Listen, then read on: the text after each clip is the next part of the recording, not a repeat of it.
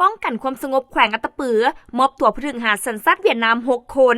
ลักลอบขุดค้นแห่คำให้เจ้าหน้าที่สาธารณรัฐสังคมนิยมเวียดนามนำไปดำเนินคดีป้องกันความสงบแขวงอัตตปือรายงานว่าวันที่30 พฤษภาคม 2026เจ้าหน้าที่แผนกตำรวจกวดค้นเข้าออกเมืองห้องสันติบาลกองบัญชาการป้องกันความสงบแขวงอัตตปือได้ประสานสมทบกับเจ้าหน้าที่ตำรวจกวดค้นเข้าออกเมืองด่านสากลผู้เกลือได้นำส่งคนต่างประเทศสัญชาติเวียดนามที่ถูกกักตัวในวันที่18 พฤษภาคม 2026ในข้อหาการลักลอบขุดค้นทรัพยากรแห่ธาตุแห่คำตกค่อนโดยบ่ได้รับอนุญาต6 คนมอบให้เจ้าหน้าที่ทหารไซแดนด่านสากลเบอร์อีสาธารณรัฐสังคมนิยมเวียดนามไปดำเนินคดีคือ 1. เท่าเลมิงเหียนสัญชาติเวียดนามอาชีพกรรมกร 2. เท่าเหยียบวันมดสัญชาติเวียดนามอาชีพกรรมกร 3. เท่าเหยียบวันเบิร์ดสัญชาติเวียดนามอาชีพกรรมกร 4. เท่าเหยียบวันตวนสัญชาติเวียดนามอาชีพกรรมกร